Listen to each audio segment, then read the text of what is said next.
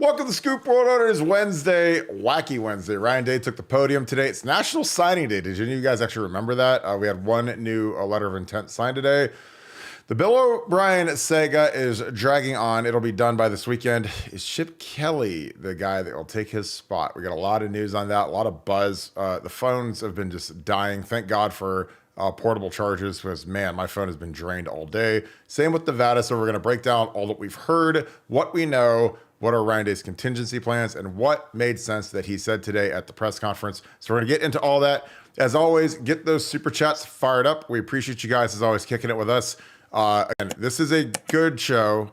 This is a great show because of you guys. You know, you guys make it a great show, not anybody else. So thank you guys for kicking it with us again every night, 7 o'clock. We rock, and we appreciate you guys. If you guys enjoy this content, please leave us a like, click subscribe. Also, click that little alert bell. The alerts go off on your phone, your iPad, whatever, your TV, just so that you know when we go live, you don't miss a single second of it. And we love interacting with you guys. Shout out to Tora, our boy, dominating and patrolling, staying strapped and staying golden. We appreciate you, Tora, for running the chat. So you guys show Tora some love in the chat. Shout out where you guys are watching from. Shout out who you guys are watching with.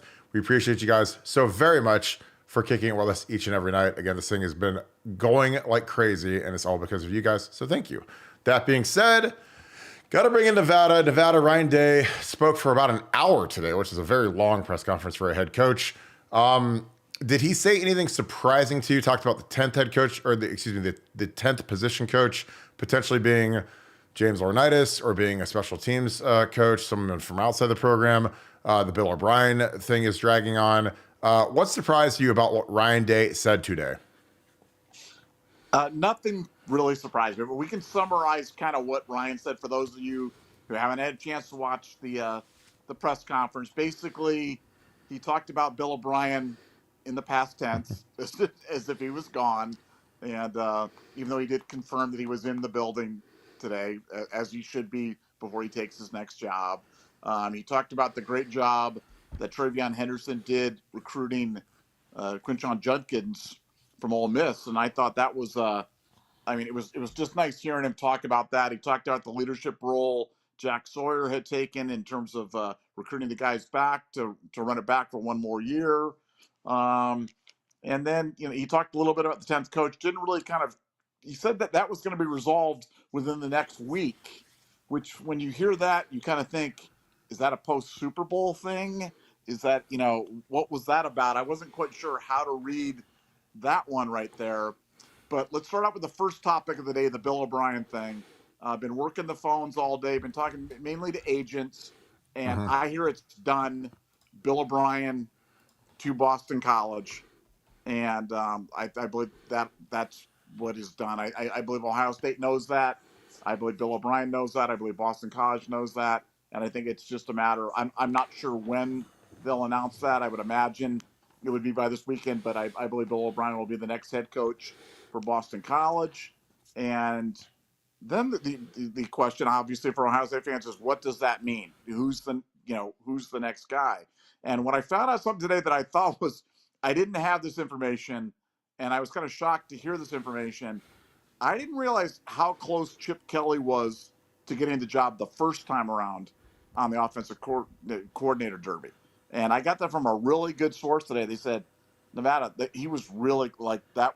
We thought it was done to Ohio State. And I was like, wow. I just thought it was kind of wacky talk. I thought it was kind of internet blather. But, he convinced me that was a real thing. And he also convinced me more than ever that it's a real time the second time around. So I know he's intervened for the Seattle Seahawks job. If he doesn't get that, I would almost call him the chalk to be the next offensive coordinator at Ohio State. So that's something that's gone from crazy talk to, I think it's, watch the Seattle job. If he doesn't get the Seattle job, I'm calling him to Ohio State right now. Put that stake in the ground, and I would have never done that 48 hours ago. Yeah, and I think, if Chip Kelly's trying to audition, again, I say this over and over again, if these guys are trying to audition for a better position than UCLA, I just think controlling Ohio State's offense next year with all the talent, with the schedule, with Ryan Day at the helm, it just makes way more sense than throwing your your caution to the wind with, a first-time head coach who's frankly 36 years old. I think that's crazy. And again, I get people want to do, they want to do the dance in the NFL because the NFL lifestyle is so much better. But Ryan Day's got most of the offseason stuff locked down. I mean, they've already gone through the portal season. He's already raised the money. So most of the hay is in the barn. Now it's just about developing the players and chemistry. And I just think that, if the unforeseen would happen and Bill O'Brien would skip out of town after a couple weeks, the big swing that would really, really help this outfit. And again, if we don't get Chip Kelly, we'll survive. Again, we've lost Urban Meyer and Woody Hayes. So if we lose Chip Kelly, it'll be okay. But there isn't a guy in this universe who Ryan Day would trust more to run his offense than Chip Kelly, who's his mentor, who he played for, who he came up underneath, in the coaching profession, who's been his biggest advocate. So, if I'm Gene Smith and, the funding department, I'm saying, what's it going to take? Because again, the O'Brien thing, like it or not, will be, if he does go to Boston College after 2 weeks at Ohio State, there will be some egg on Ryan's face because he didn't vet him hard enough. Now, can you project that Jeff Hafley's going to leave? Probably not. But same token, the way to make all that go away is go get Chip Kelly. And again, I would die and go to heaven if we got Chip Kelly as our offensive coordinator because he's one of the greatest minds in the history of football. And he's a guy that, frankly, I think his star has fallen because he's been at UCLA is a terrible job. That 49ers team that he had was terrible with Kaepernick and Blaine Gabbert at quarterback. He was there for 1 year. But as an offensive mind and a quarterback, he's a guy that, Bill Belichick asked to clinic with him. Urban Meyer asked to clinic with him. So when some of the smartest guys in all of football want you to come teach them what you do in terms of your scheme, that carries more weight for me than, well, he wasn't great at UCLA. Well, UCLA isn't a great job. I got news for you.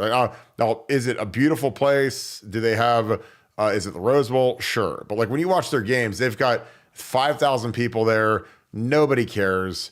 There's no NIL presence. There's no infrastructure. And that kills your ability to be competitive, especially as you're going into the Big Ten. So he's been stomping his feet, begging to find jobs, begging for offers. And again, I think that he would be a dream to come to Ohio State as OC. And frankly, if Bill O'Brien takes off, which again, we think that there's a really, really high chance that's going to happen, he's the guy. I mean, I know we've talked about Joe Moorhead and all these other guys, but for a guy that's got this energy with not only Ryan Day, but he was with Justin Fry, and Justin Fry was his offensive coordinator. So you've got your line coach, your head coach, and the OC have all worked together. They all know each other. I think that'd be a dream. Nevada, your thoughts on that, and any other potential candidates should Bill O'Brien take off? Well, first, I do want to say, I like Joe Moorhead, the head coach of Akron, a lot as well. Do I like him as much as Bill O'Brien? No. Do I like him as much as Chip Kelly? No. But do I like him more than anybody else? I do. So I think we've got, some very viable candidates. But Chip Kelly, I wrote this on the board. I said, I believe that his innovation of tempo in football is one of the great innovations in offensive football, right up there with the spread offense.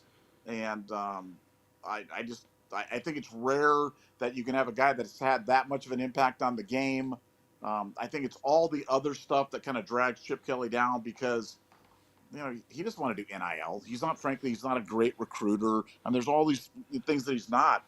But what he is he's an unbelievable offensive mind, and he's a great play caller. And, I was talking with somebody today, and they were like, yeah, but, we'd only get him maybe for a year or maybe 2 years. And I'm like, man, that's what Saban did. That was Saban's formula. Saban's formula was, let's go out and find those guys, Lane Kiffin, Steve Sarkisian. Or, he didn't care whether those guys were going to be there 1 year, 2 years. He didn't care about that. He's like, let's just get the best for this year, and then we'll worry about next year. And he went out and dominated. Won 7 national. I don't even know how many national championships he won.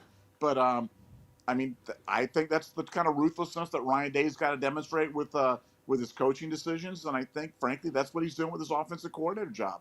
Let the position coaches worry about being the tip of the spear in terms of recruiting. Get the best coordinators that you can that can coordinate your offense and your defense and go win some national championships. And, Chip Kelly, I would be dancing if we got. I can't even imagine what Chip Kelly could do with these kind of offensive toys. It'd be amazing. The synergy that you pointed out with him and Justin Fry is something a lot of people forget about. Not a lot of people talk about that, but to have Fry, Day, and Chip Kelly. I mean, you'd have perfect harmony in terms of the offense, and it'd be fun to watch. Yeah, and the guy that outside of Ryan Day that I think would benefit the most is Will Howard. Because again, you look at a lot of you Browns fans, you watch DTR, Dorian Thompson Robinson, the quarterback who was a star at UCLA under Chip Kelly. Multiple offense. He runs that vertical spread offense. They run the quarterback. He's big on equating numbers like Urban Meyer, and equating numbers means you run the quarterback and you basically have a numbers advantage in the box. If they don't load the box and you run the quarterback, they're literally a guy short every time.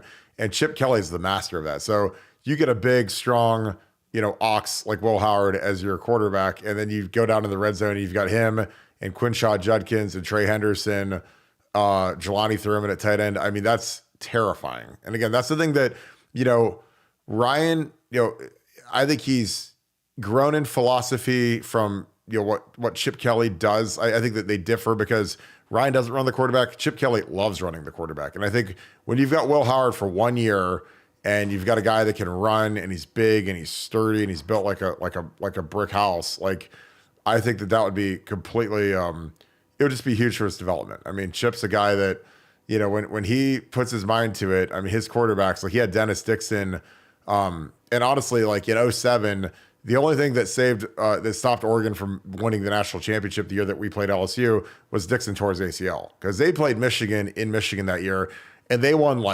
45 to 14. It was just an absolute destruction in the big house. And it was Dennis Dixon running that spread, and Michigan was absolutely helpless versus it. And again, I think that, his mindset, his philosophy would be just absolutely amazing for the team, the culture. And again, for me, again, if I'm running the show and I'm the head coach, I'm the head ball coach, I'm Ryan Day, I know that this year is it's like the World Series of Poker last hand and you're all in, because you've got a loaded roster. All these guys came back for their senior year. You got Will Howard for a year, Quinshawn Judkins for a year.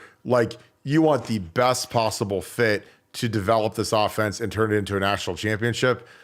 And who would you rather trust than your mentor? A guy that has your back, a guy that is going to work hard. His work ethic because you played for him, you coached for him, you coached in the NFL with him in Philly, you coached with the NFL in San Francisco. He's the guy that got you the Ohio State offensive coordinator job. Chip Kelly's basically the guy that gave Ryan Day everything. So who better to be your offensive coordinator? Because when Ryan Day, you got to understand, Ryan Day was on the breadline. He was unemployed, fired 2 straight years, fired in Philly. Then they were in San Francisco for 1 year and they got fired and they weren't good. They had Kaepernick and Blaine Gabbert and their offense sucked. And Chip Kelly went to Urban Meyer and said, this guy's really good. You need to interview this guy. You'll probably hire him.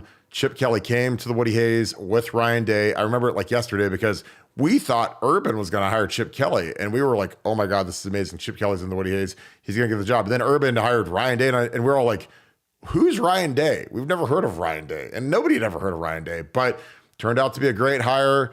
Really, really strong offensive mind. So I think to reciprocate that, to put him as your OC would just be absolutely incredible. We have a ton of super chats. We've got 4 already, and I'm sure we're going to get a bunch more. So let's get through these real quick.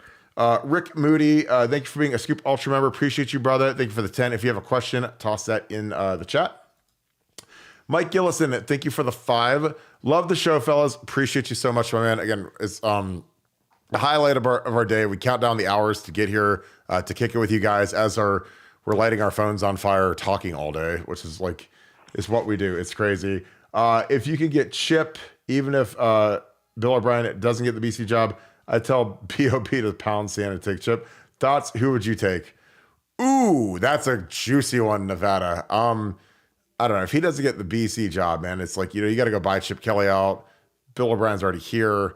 But, I'd be a little crinkled if I was Ryan. But Nevada, I'll let you take that one. If he doesn't get the job, is there any chance you'd move on him? No, there's no chance that you move on him. But having said that, if you asked me to handicap the board and you said, let's forget everything that's happened before now and say, who's your first choice, who's your second choice, who's your third choice? Chip Kelly's number 1 for me. Bill O'Brien's number 2. Joe Moorhead's number 3. That's how I have the board ranked. That's my honest ranking. That's how I honestly feel. I think any of those guys are exciting, innovative, terrific additions to Ohio State. But Chip would be as good as it gets. And from an if the 2024 season couldn't get any more exciting, man, you throw Chip Kelly in the mix. I mean, I don't even know if I could contain myself. It would be like, it'd be too much. It'd be like, it'd be pandemonium. And, but this whole season's been this off season's been pandemonium. So why not? Why not just throw another hand grenade in here and have it come? Everything that Ryan's done this offseason has come up roses. Why not this one as well? And you end up with the number one guy on your board, and it could happen. So it's not crazy. Yeah, and the reason why I would swing to Chip Kelly is because of, like I said, the synergies. And like if this is a one-year deal, because it goes both ways. With Bill O'Brien, you're going to get a guy in here who's very opinionated. He's a strong offensive mind. He's run programs. He's been very successful. Worked for Saban. Worked for Belichick. Obviously, very, very high-level skill coach. But there's no relationship. There's no, again, I keep saying the word synergy, but I mean, that matters. Like if you get a guy in there that knows what's going on, like again, in 2012, when Urban started his staff, when we were in staff meetings in February, and our staff meetings in February were like the killing fields. I mean, Urban was unmerciless on the staff and they were not fun, but he had Stan Drayton in there and he had Zach Smith in there. And those guys knew the Florida offense better than any of us, by far, times a million. So he leaned on those guys to help teach us. And hey, how did we do this? Hey, Zach, how did we do this? And those guys were really critical. So if Ryan Day's in those staff meetings and he's talking to Chip and Justin Fry about some of the stuff that they've done, some of the stuff that they've liked, some of the stuff that they'd like to throw out or enhance, like that's important. Now, on the flip, if you have Bill O'Brien running the offense, it's also beneficial because you have a lot of new ideas, a lot of new ways of doing things. You basically, with Bill O'Brien, you get fresh eyes on everything. So he's a fresh set of eyes that can look at the offensive line, look at the tight ends, look at the quarterback, say, hey, this is how we do stuff. I see how you do it. Maybe we could try it this way. Because like in spring, it's like a big workshop of tinkering, figuring out how to do stuff, like the whole 9 yards. And that's what's fun. Is like, again, in spring, you can experiment with stuff. You can say, this is something that we did in Alabama or with the Patriots or whatever, or something we did with Brady's footwork. There's a million things you could do. So I think that they're both really compelling. But, for this one shot, again, I'm not going to be Eminem, but one shot, one opportunity, Chip Kelly is scary, scary good if he gets with Ryan, because, again, that's hiring your mentor, and you get your mentor in the building, man, all of a sudden it's a whole different ball of wax because there's less of a learning curve in the staff room. Torah, my dude, appreciate you, brother. Thanks for staying golden. Thanks for the 20. Akeem the Dream, my dude. Kirk, what's up? What's the deal, my brother? Stay golden and stay strapped as always. You know how we do. I'm heading up to Buffalo tonight. Buffalo, man. I mean, it's not too cold in Buffalo right now, I don't think, but hopefully you'll have a good time. With that being said, much love to you in Nevada and the whole Buckeye Scoop family. Your boy, Torah. Guys, give Torah some love in the chat because Torah kills the game. He is the OG running the show. So we appreciate you so much, Torah. You're the best. Tony Turley, my dude. We had a great talk on the phone today. Appreciate you, my man. Thanks for the 20. Thanks for being a Scoop Ultra member as well. Chip Kelly would be great, but if not him, has the name Tim Cramsey from Memphis come up at all? I have not heard that. Again, and again, the thing about the offensive coordinator search at Ohio State, since the beginning of time, so the last 20 years, since Jim Bowman left in 2011, I'd never heard of Tom Herman. I'd never heard of Mike Yursich. I'd never heard of Ryan Day. So, again, just because we haven't heard of him doesn't mean he's not in consideration. But, we've heard a bunch of names. And Ryan was kind of looking under every rock to try to find the best solution to run the offense. Because, again, for Ryan, and again, I can call him a control freak, but a lot of great coaches are control freaks. Once they have that play sheet in their hand and they're really good at it and the offense is humming, it's really hard to give that up to somebody that you don't know or trust. But he was looking for that guy. So Tim Cramsey from Memphis is a guy that I have not heard a ton about. I've heard about Jason Candle. I've heard about Joe Moorhead. I've heard about Chip Kelly, obviously Bill O'Brien. But again, it's going to be interesting to see if this happens. If there's a search, how long does the search take? But what are your thoughts, Nevada, on Tim Cramsey from Memphis? Again, a lot of hot young coaches, but I think if I'm Ryan with this team and this roster and this opportunity to win a national championship, I want a real veteran guy. And they want a stone cold killer like Bill O'Brien, Chip Kelly, guys that have coached in big games, big time environments, big time pressure, because that's what it's going to take to win a national championship. What are your thoughts about it? Well, first of all, I want to call out Tony. Tony's another Hall of Fame member here on the channel, and appreciate him being here every night and doing his things. Thanks so much, Tony. Look, you make a great point. Every time we've named an offensive coordinator, my response has been, who the heck is this guy? Then I have to kind of shuffle around and find it. So the Bill O'Brien one was the first time that I've been like, yeah, I know who Bill O'Brien is. I know what's going on with that. I know who Chip Kelly is. I know who Joe Moorhead is. Look, I like Memphis's offense, but I do just have a feeling, and from talking to the agents, I just have a feeling that Ryan Day, because this is his first time ever giving up the play calling, I just think he wants to give it up to a veteran. He wants to give it up, and trust is a must, or your game is a bust. And I think that's why somebody like Chip Kelly makes so much sense. I think it's going to be an older, more experienced guy. But having said that, it could be somebody like this. They could name tomorrow. Again, Memphis has got a terrific offense. A lot of fun watching them play. They put up points on the board. So nothing would shock me, but I have not heard his name, but I'll continue to dig. Yeah, I just think that, and Joe Moorhead is really intriguing just because the recency bias of the fact that in 2021, he came in here and ran Oregon's offense and shredded us. So, I mean, like Urban Meyer hired Chris Ash because of how well he defended us in 2012 when we went up to Wisconsin. Like, he saw how good that their scheme was and how well coached up those guys were and how hard they played. And plus, it was Tom Herman's best friend. So, in 2013, obviously in 12, he didn't make any staff changes. In 13, when the wheels fell off the bus on defense, Everett Withers was moved on to James Madison, and Chris Ash came in to run the defense. And he did an immaculate job, and we obviously won a national championship in short order, and then he went on to be the head coach at Rutgers. But I think the familiarity is something that's intriguing to Ryan, because again, Ryan's got to have about 5 or 6 guys. Like, he's got to have a tick box of, these are the guys that are on my list. If Bill O'Brien leaves, I'm sure he's already reached out to these guys to gauge interest. And obviously with Chip Kelly being his mentor, like, it's not really hard to get that one in. But it'll be interesting to see if there's someone out of left field, because again, the last few guys that we've hired under Urban Meyer were guys out of left field, and even Ryan Day. So it's going to be exciting to see, how this goes. But I'm just telling you, I love the direction of everything. I'm just really excited about all this. So Coconut Dream 123, thank you for the 5. Ohio State football manager, 1986 to 1990, and Ohio State grad, bachelor's in elementary education and Spanish. That is a very good combo. What an honor. Greatest 5 years of my life. OSU for life. Our managers are awesome, and you're probably also a part of Varsity O, because that's our manager's policy. They get tickets forever. The managers do a lot of the dirty work. They set up everything at practice. Great people. You probably knew Larry Romanoff. He's a great dude. He was a manager for Woody Hayes way back in the day and a tutor, and he was part of the program for about 40 years.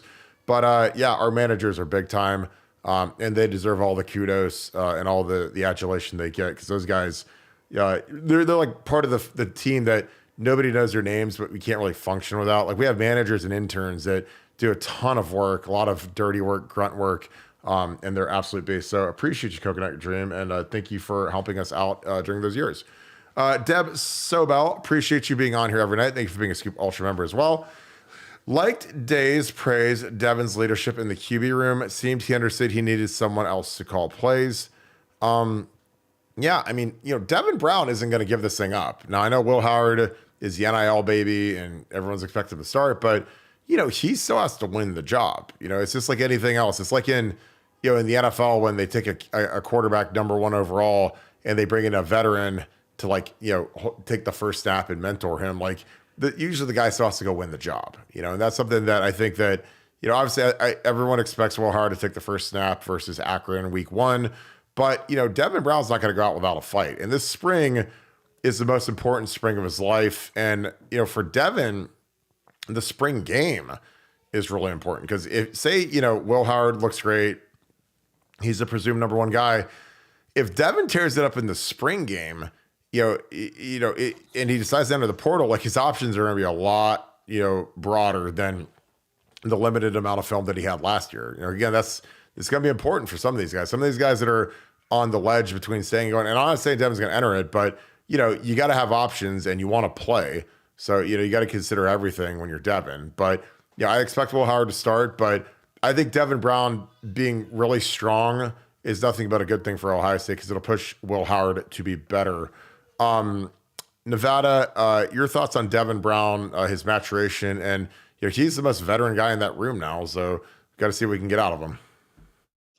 Well, I mean, couple of points. One, you'd be hard pressed to think of a Ohio State season where the second quarterback didn't come in at some point and save their bacon or make a big play or make an impact. And this goes back throughout Ohio State's history. You can even back to '68. I think Majakowski saved him a couple of times during the Super Softs, and that happens. And there's never been a longer, deeper season than this when you're going to maybe need a backup quarterback or your third quarterback to make plays for you, make big plays and meaningful plays as the season goes along.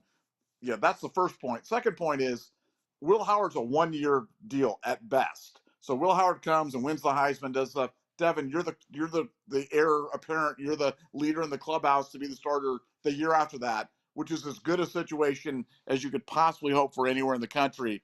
So, I think this sets up well for him. You've got Julian saying, I mean, you've got a deep quarterback room. These guys all want to be at Ohio State. And I think Ryan made a good point about that today. What they're looking for guys that really want to be at Ohio State. And that's important in this portal era, because if you get guys that are just here, it's just transactional, they're just mercenary, they're here for the wrong reasons, man, it's easy to leave. And if guys are here for the right reasons, it's harder to leave. And I think he feels like he's got a quarterback room of guys that all want to be here. And it's 5 guys. Yeah, that's maybe it's going to be challenging to get them reps, but it gives them critical depth, and it gives them something to build on for not only this year but the year beyond that. That's only a good thing. No, I totally agree. I just think that for Devin, you got to weigh the prospects of winning the job in a year, winning a job this year, and also what are your options? Because you got to remember, like Kyle McCord. He's a guy that started 11-1 as a starter, third team All Big Ten, and he hit the portal, and it was like, is it Nebraska or Syracuse who stinks? And so it wasn't like it was USC and Georgia, and now I know, like, obviously I'm just being facetious because I know a lot of those guys already have quarterbacks, Carson Beck, whatever, but it wasn't like the powerhouses were coming after Kyle McCord. He ended up at Syracuse, and their schedule is not very tough, but it's a terrible program. So, he's got to have his work cut out for him because he's not throwing it to Marvin anymore. He's throwing it to a bunch of guys that would never play at Ohio State in the wide receiver room. So, again, if that's where our 11-1 quarterback lands, where's Devin going to land? So, you have to really weigh all of that out. Appreciate you, Deb. As always, you're in here every night. So, thank you for being an excellent member of the Scoop family. Coconut Dreams 123, my manager. Appreciate you, my man. Thank you for the 5. Hey, Kirk, do you remember the pregame meals at the Scarlet Course? Of course. Greatest filet mignon and pecan rolls ever. OH, Nevada. I-O. So the pregame meal at the golf course is one of the great traditions at Ohio State. We go over there, they've got like filet mignons. They have these pecan rolls, which is like a Woody Hayes staple. So the pecan rolls was like Woody Hayes' signature dessert. So like, we would take these pecan rolls on the road, wrapped up in tinfoil. We'd serve them hot at the golf course, put butter on them, drink milk. We would eat like 5,000 calories at dinner. It was amazing. And we, steak with ranch. It was the fattest thing you've ever seen in your life, but it's really good. And again, you're loading up the calories because the next day is going to be a war. So you got to get ready to roll. But it's a great tradition on Friday nights at the golf course. That it's coming, like the sand is coming out of the hourglass at that point once you get to the golf course, because then it's real. And then all you got left is you go to the Blackwell Hotel, spend the night, and you wake up and it's game time. So, but it's always fun. It's always loose. That's kind of the fun thing is Friday night was always real loose and fun and relaxed and stuff. And then, Saturday it's Full Metal Jacket. So that's when you turn up and it gets a little crazy. But those Fridays were always so fun with your teammates and kicking it. And again, like I always enjoyed it just because that the next day it's hammer time. It's time to get out and go get it and really get after some people. So, but yeah, it's fun because you work all week for that Friday night at the golf course, and it's just great to hang out with your teammates and have a meal before you go and you get into it. Jesse Becker, thank you for the 5. Appreciate you, my friend. Which recruit transfer are you most excited to see? Ooh, that's a great one. Only watch you and Medicine Sports for college football news. It's hard being a Bucs fan in Michigan. Now, I will say this, and you guys will probably log off. You guys will probably block me. You guys will probably. When I played for the Detroit Lions, like I actually liked the state of Michigan. Now, they're gonna hate me for that, but Michigan, it's a lot like Ohio. And when I lived up there in 08, 09, we dominated Michigan. So every time I'd go to the grocery store or anywhere, I was full regalia, Ohio State. I looked like Brutus Buckeye walking through the store. It was awesome. And I'd wear a red shirt, so I'd look like a big, I looked like Clifford the Big Red Dog walking through the store. But I make sure everybody knew I was from Ohio State, which is amazing. Everybody's like, we can't go. Hey, Kool-Aid. Hey, Kool-Aid. No, I was Kool-Aid. I'd run right through the brick wall, and I'd go there and steal like a rotisserie chicken and 5 frozen pizzas, and they didn't know what to do because I was as big as the Kool-Aid man. But no, I get it's hard being a Bucs fan of Michigan. It's a lot harder since we've lost the last 3, but when we ripped off 18 out of 19, it was pretty fun. Because when I was up there, we would whoop the dog crap out of them, and it was always fun because nobody could say anything, and most people didn't even wear Michigan stuff because they were so embarrassed of how bad they were. I'm excited. God, man, it's so okay. Let's not say Caleb Downs, because Caleb Downs is obviously the guy that we're all going to say because he's so good. He might be the best defensive player in the country. I'm excited to see Quinshon Judkins because I think that he's a guy underrated. It's a raging bull. I think that the synergy between him and Trey Henderson is going to be awesome, and I think that the fact that they're pulling for each other, working together, they see the business opportunity of those two guys splitting carries and being fresh in a long season. It's going to be awesome because he is an absolute monster. He's a hammer. Every time I watch his film, I get giddy. I was like, we just got a first-team All-SEC running back to transfer to Ohio State, not Bama, not Georgia, not Florida, to Ohio State. So that is awesome. And he's from Montgomery, Alabama, home of our boy Jerry Cocan, who's a huge Scoop fan and a Scoop sponsor, the 4-star Freightliner. Nevada, who is your favorite transfer person that you're excited to watch? It's a lot. There's a lot of ties, but I'm gonna have to go with Will Howard just because, I want to see what he can do, because I loved him when he was playing K-State. I love what he was doing, and I just want to see what he can do with this offense and these tools and these guys. And I just think it's going to be something really special. And to have a sturdy quarterback that can tuck it and run on 3rd and 6 and run guys over and pick up those first downs, that's going to do my heart good. And that'll do my heart as much good as seeing you as like the Kool-Aid guy running down the aisle. These big Kool-Aid.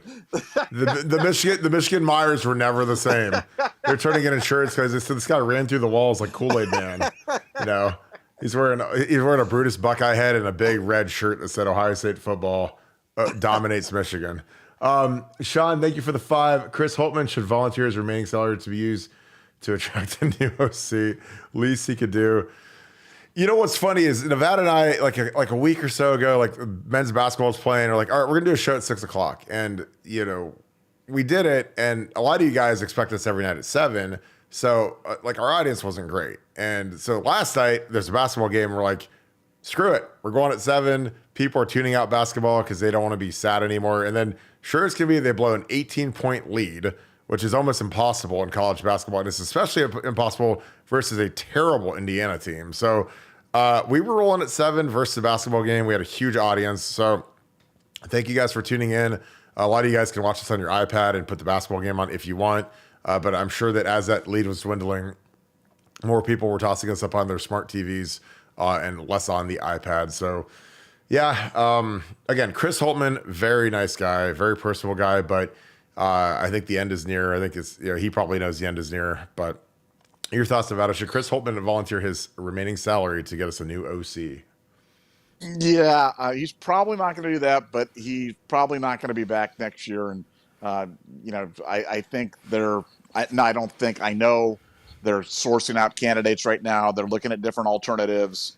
And with the new AD coming in, I think it's going to be kind of, right up there with the first order of business moving on him. So, like I said, great guy, such a gentleman, such a nice guy, easy to root for guy. But, life is about, you are what your record says you are right now. These records aren't very good. So probably time to make a change. Totally great. Ohio 7715, aka Dev, aka the fixer of the pipe last night under the house. Appreciate you, my man. You're the absolute best. Glad you got that workout in today. I was getting the Stairmaster in, he was getting it in. I was like, yeah, we got to work out so we can get this anxiety out about the OC search and hoping we can get Chip Kelly.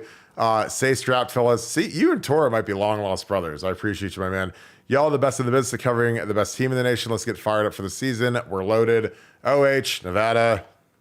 I love it. But dude, I appreciate you so much. Again, getting to know you guys like offline is as fun as doing the show. So again, appreciate all your support of the channel, being on here every night, being a Scoop Ultra member. It's awesome. So, I get to know people that I wouldn't know, people all over the country. It's fun getting to know the backstories, sharing some, how people look forward to this, how it's helped them learn football, have something fun to watch every night. So again, it's awesome. And we're so grateful for you guys. Cause again, I say it, and this is an Urban Meyer thing. Urban used to say this on Thursday nights when we'd finish our last practice. He would always say it's a big game because you guys made it one, not them. Be getting ready to play Michigan or Penn State. It's a big game because the Buckeyes made it one, not Penn State. Everyone's here to see you guys. The big satellites are outside to see you guys. So I always say this is a big show because you guys made it one, not anybody else. You guys made it one. So we appreciate you guys kicking it with us every night, especially guys like Devin and Tora. You guys are the absolute best. Thank you guys for kicking it and supporting the channel. Tony, all you Hall of Famers are killing it. All of you guys are killing it. So again, we're always so grateful, and we never take you guys for granted. So we're always on here crank it every night because I know if I take one day off out of 5 months, I get blown up on Instagram and Twitter and Facebook and everywhere because people think I died if I didn't podcast, which is amazing because it's so funny because we went on Christmas Day, we went on Thanksgiving. we're out here ready to go. Let's go. No regrets. You had great questions last night. Thank you for being a Scoop Ultra member. Would Ozzie Trapio be a Jonah Jackson level get? Ooh, that is very, very close. That's a great comparison. If not, please give me a comparison. I think he would be, man. He's preseason All ACC. He was second team All ACC. So usually if you're second team All ACC as a junior, all the preseason magazines will have you as first team All ACC because usually whoever's first team is moving on to the draft. But that's a great comp. Yeah, I think he'd absolutely be a Jonah Jackson level get. Jonah has been fantastic in the NFL. Has been a Pro Bowl guard on maybe the best line in the NFL with Taylor Decker and Penei Sewell, Frank Ragnow. Like the Lions have a dominating offensive line to go with Montgomery and Jahmyr Gibbs. But that's a great comparison. Ozzie is a guy that we'd back the Brinks truck up for. I talked to some very, very high-level collective people today. They're ready. If he wants to jump in the boat, man, I mean, he's a really good player. 6'8". You can't teach 6'8". Angular, tall, big-time NFL prospect, second, third round pick projected right now. A guy that probably could have dipped out and gone to the league this year, but he wants another year of getting fine-tuned. But hey, I'd take him in a heartbeat. Nevada, your thoughts on Ozzie Trapio? He's a good one. And he's, like you said, he's a guy that Ohio State covets. He's a guy that Ohio State and their collective is willing to go to extra mile to get. And from talking to his people, I think he's strongly considering doing it. I think there's a lot of reasons for him to do it right now. And I think he's looking for reasons to do it as opposed to reasons not. I think he wants to wait till the head coach is announced to appear to be doing his due diligence on this. But if I had to bet right now, I'd say it's, he's leaning towards entering the portal. And if he goes to the portal, he's going to Ohio State. So I think we got a really, really good shot here. Yeah. And again, he would be a game changer for us to get at right tackle. Sean Rollins, thanks for being a Scoop Ultra member, my friend. Thank you for the 10. Thank you for being on here every night. Again, the regulars are big-time regulars. So, I know you guys love watching this show. I don't know if you guys ever go out to eat or anything. You get your iPad propped up or whatever, your phones. But I appreciate you guys being on here every night, seeing you guys. And a lot of you guys have joined our message board, BuckeyeScoop.com. So it's cool seeing all the screen names that are on here on there now. Especially this guy, because this guy's really active on BuckeyeScoop.com, and he starts great threads and has really great dissertation. Poohbeard12, thanks for being an Ultra member, my man. Thanks for the 5. I think we got Chip. Justin Fry would benefit greatly. I totally agree. UCLA, with less O-line talent, was 12th in the nation in rushing yards per game each of Fry's offensive coordinator seasons. Now, again, less talent on the O-line, but the difference is they had Dorian Thompson-Robinson, and they ran him. So when your quarterback runs for hundreds of yards in the season, everyone's averages go up. Everything's a lot easier. It's a lot harder to defend. And that's been a bugaboo for Ryan. And again, we talk about that all the time on the Scoop, where it's like, if you have a guy that can run like Will Howard, it's just a million times harder to defend. It's like, I always akin it to, not running the quarterback in modern football, the NFL or college or high school or whatever, would be like if you coached an NBA team and you said you guys were not allowed to shoot 3-pointers. Because, the NBA is all about 3-pointers now. There's no more Patrick Ewings and Olajewans and David Robinsons. Like, everybody can go out there, step out and shoot threes. So that's what running the quarterback's like, and again, that's where the game's changed. And again, I know Ryan is very protective of the quarterbacks. He doesn't want them to get hurt, but it's football, and again, I want guys to run to green grass. And when there's a big guy getting ready to kill you, slide. Bring in the baseball coach, bring in Ryan Miller, who's the first baseman for our baseball team. He's a superstar. He's going to be a high draft pick. Have him teach these guys to slide. And then magically, like, they don't get hurt. Because you'll see, we'll watch the Super Bowl. And when they needed it the most in the NFC Championship, Brock Purdy, huge scramble to ice the game. When Mahomes, when everything breaks down, he takes off. And he's not Mike Vick, he's not Lamar Jackson, but he's a 4.7 guy, and he can get from point A to point B and go get a chunk of yards. And again, when you convert on a second and medium, a third and medium, where everything's covered, the defense is perfect, and the quarterback runs and then he converts, it's absolutely deflating and backbreaking to that entire team. Not just the defense on the field, but the offense is getting ready to get off the bench and go take the field and try to score. So again, big advocates of it. And again, I think Chip's the guy. If there's one guy that could get Ryan Day to run the quarterback, it's Chip Kelly, because Chip Kelly does it better than anybody in the country. And I'm super excited about that. Nevada, your thoughts on Chip and Justin Fry benefiting from Chip coming on board? Yeah, they certainly would benefit. But one of the things we had to talk about with Chip, and it's kind of interesting because this is kind of the elephant in the room and nobody's really talking about it. But Chip Kelly is currently the head coach at UCLA, and he's interviewing for the Seattle Seahawks job. And I talked to one of my sources at UCLA, and he's like, it's almost like he's trying to get fired. He's trying to get them to move on him and fire him right now because, look, he's probably the leader in the clubhouse to be the offensive coordinator at Ohio State. He's interviewing for Seattle's job. He's put his hat in the ring for other off that NFL jobs. And he's currently a head coach at UCLA. And nobody talks about that. And I just find that hysterical because you can tell that he's just mentally checked out from where he is right now. And he wants so bad to be somewhere else.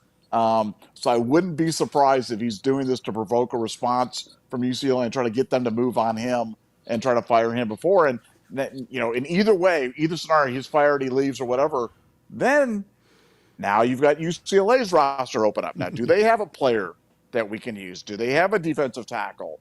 Do they have a tight end? Do they have an offensive lineman that we can poach? Well, Justin Fry and Chip would probably have a pretty good idea about that roster. And, it just opens up a whole nother set of possibilities. So, buckle up. But I think things are going to get spicy there with Chip Kelly. And by extension, the UCLA roster is now on sale. So maybe we look there.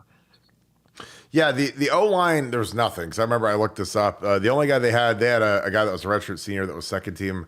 I've got the all Pac-12 team pulled up. There's not a lot on either team from UCLA. There's a redshirt senior. Their one D lineman is awesome, but he's off to the NFL draft. He was dominant at the Senior Bowl.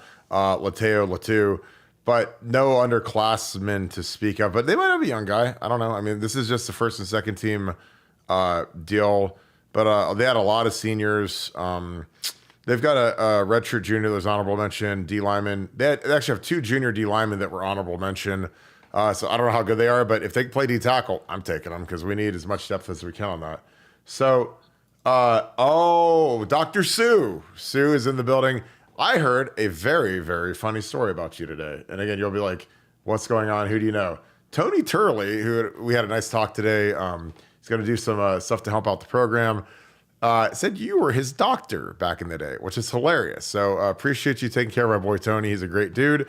I hope you're doing good. Thank you for the 5 as well. My concern about Kelly is that he'll be a yes man to Ryan and won't bring any new ideas. Thoughts? Well, the thing about Chip Kelly, again, in my life, my high school coach is like my dad.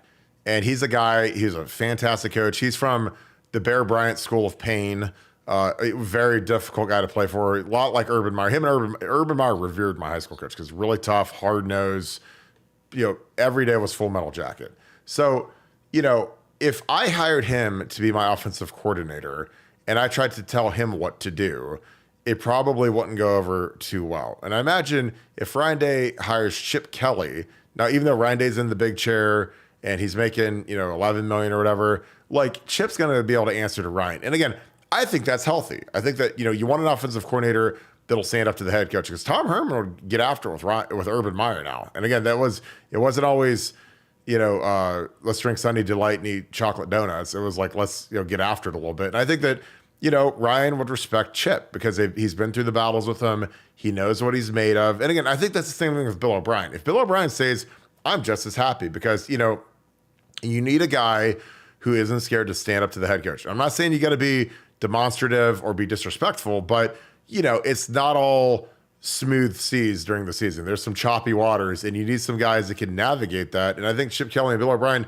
that's why they're a lot more appealing to me than like Jason Candle or some 34-year-old hot, a Liam Cohen who's 36 years old. That guy's going to have a lot harder time standing up front. And again, that was the big issue I had with the past staff. We had a lot of young coaches that had never been in anything than interns and quality control coaches at Ohio State. And I'm like, how on earth are they going to stand up to Ryan Day, who's, this monstrous presence? He's, making a fortune. He's coached in the NFL.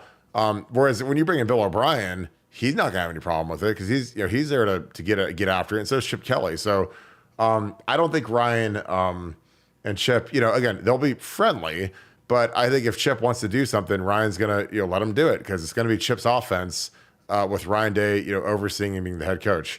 Your thoughts on that, Nevada? Do you think that with Kelly, he'll just be a yes man to Ryan? Because I can't see that at all.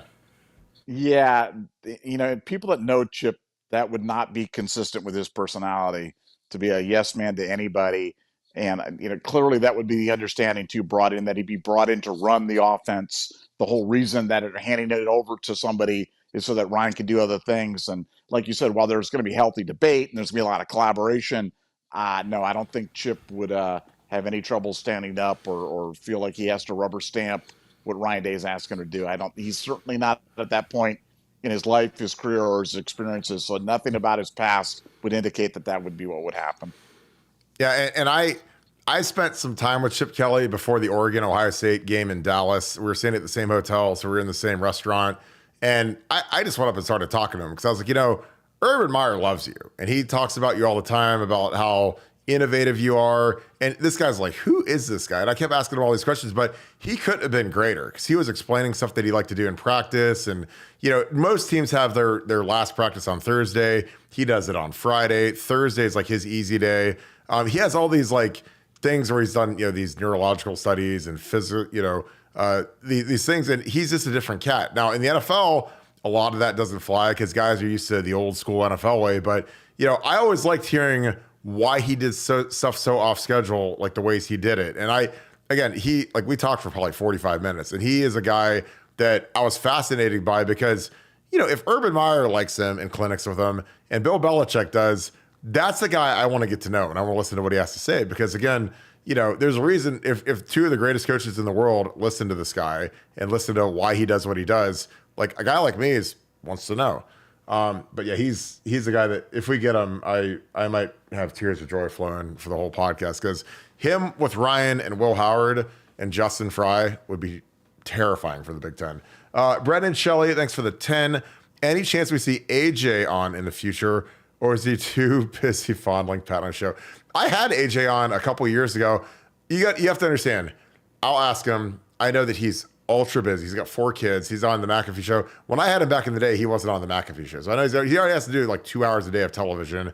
But I love AJ Hawk. He is one of the greatest teammates you could ever have. He's one of the hardest workers. He's a great example for everyone in the program. When you have guys that are like the standard bearer for the program, that's what Laurinaitis was. That's what AJ Hawk was. Everything the right way, always working extra, always staying late, always getting there early. always willing to help. And he was a nasty player on the field, nasty, fighting, tough as nails. He was like the prototype. He'd be a guy like if you said, Kirk, build your all-time Ohio State team, he's on it. He's my starting middle linebacker. I don't care about Cousineau or anybody else. I'm taking AJ over any of those guys because I just know the guy. But I'll try to get him on because, again, I love AJ, and he knows that. Again, it was one of those things where, like, it's kind of like real recognize real. Like, I mean, not everybody likes me, but they knew that when I showed up, it was all business, and I wasn't out there to make friends and break bread. I was out there to whoop them. And AJ knew that, and he liked that. So I'd love to get AJ on here because he's killing it on the McAfee show, and I'm just so happy for him. Coconut Dreams 123 again with the 20. Our manager, I have to remember that. You get like a Woody Hayes thing for that. Or Earl, were you under Earl? Probably under Earl Bruce. There we go. Shout out to Coach Earl Bruce. Earl Bruce was awesome. Coach Chuck Heater, also awesome. All the DBs, especially the Mob Squad, MOB, Men's of Brutality. I like that. George Rogan, Sonny Gordon, William White, God rest his soul, Terry White, and Bo Pelini was a freshman at DB my freshman year too. Bo is a wild man. Now, he beat us in 07 when he was at LSU, so I'll never forgive him for that. He was the DC. It was his last game before he went to Nebraska. But I talked to him at a Youngstown State outing when Tress was the president and Bo was the head coach, and he was awesome. I mean, he's always turned up, ready to go, ready to fight. Like, I mean, he's a wild man. And again, those are my kinds of guys. So I like Bo Pelini. I know it didn't work out from his last job at LSU, but good ball coach. Really knows the game. And he was a wild one. But I appreciate you, my man. Again, I love hearing from people that were in the program, like old managers and stuff. That's awesome that you found the show, and I'm glad you enjoy it. Patriot, great name. I love the American flag, AVI. Thank you for the 20. Some for the troops. Love the show. The Pay It Forward Fund has been doing awesome. Again, if you guys have any people that you would like for us to sign up, email us at buckeyescoop@gmail.com. We need a military ID or police ID. We'll get you guys fixed up, but we've been doing that. It's been going gangbusters because it grows our website. So a lot of people get access to it.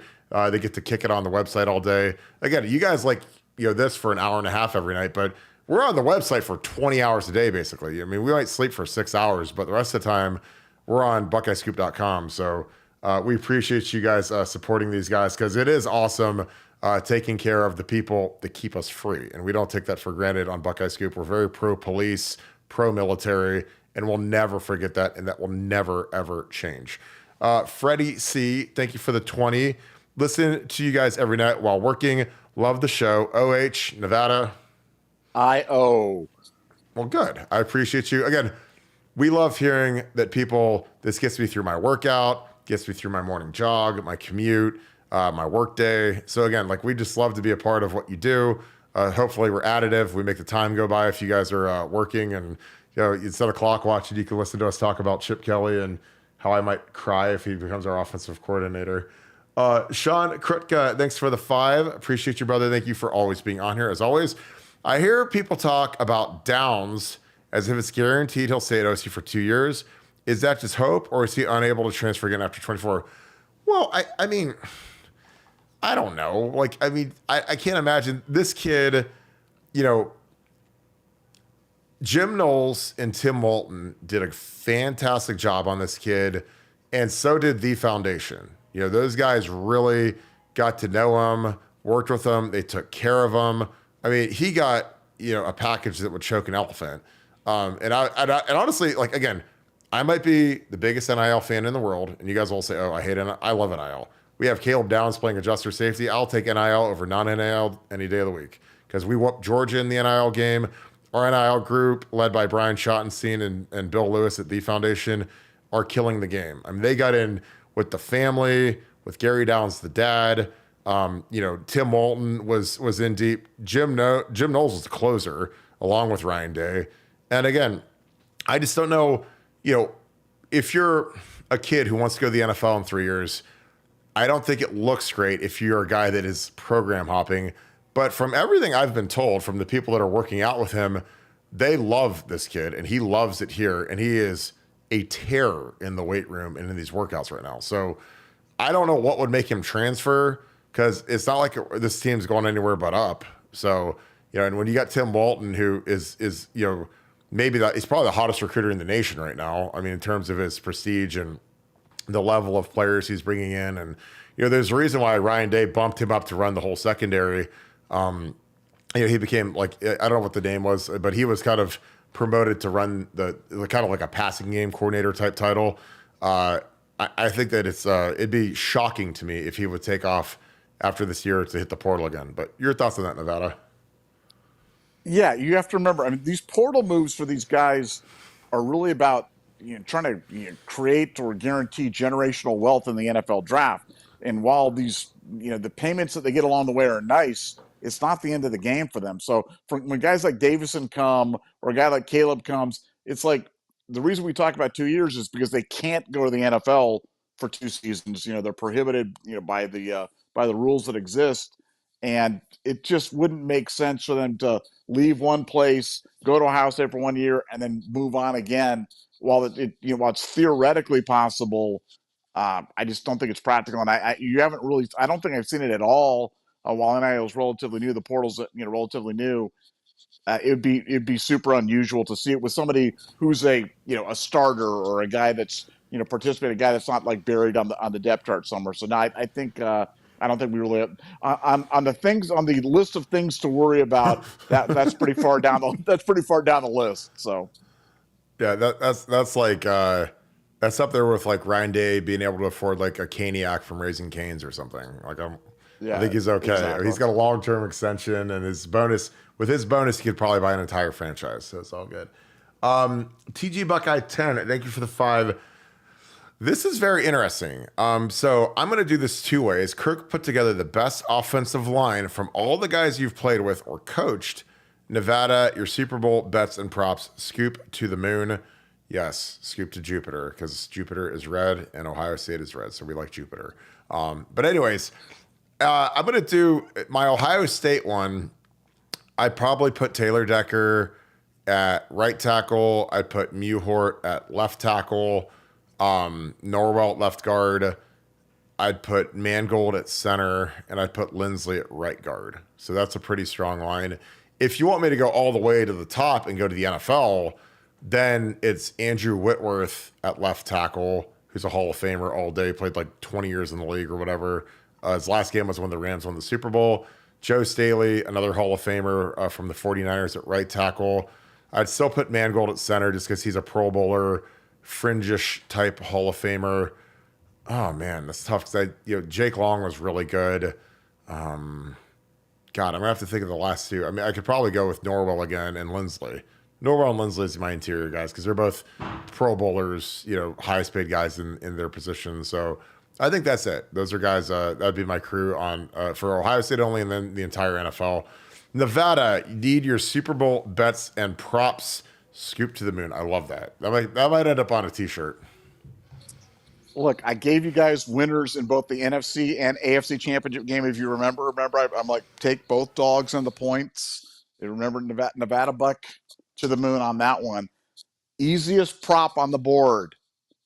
Taylor Swift not to be proposed by Travis Kelce after the game. You get that for minus 250. That is easy money right now. He is not going to propose to Taylor Swift after the game. That's the big prop bet that you can get right there. I know that sounds like a crazy one, but you can find that one. You can actually make money on this stuff. And that's my prop. Other than that, I like the game to go over. I think it's going to be an overish kind of game. Just have a feeling there's going to be some scoring on that field. There's a lot of slips on the defensive players. Yep. Good offensive players trying to go on that. But so I'm going to go the over and Travis Kelce not to propose to Taylor Swift after the game.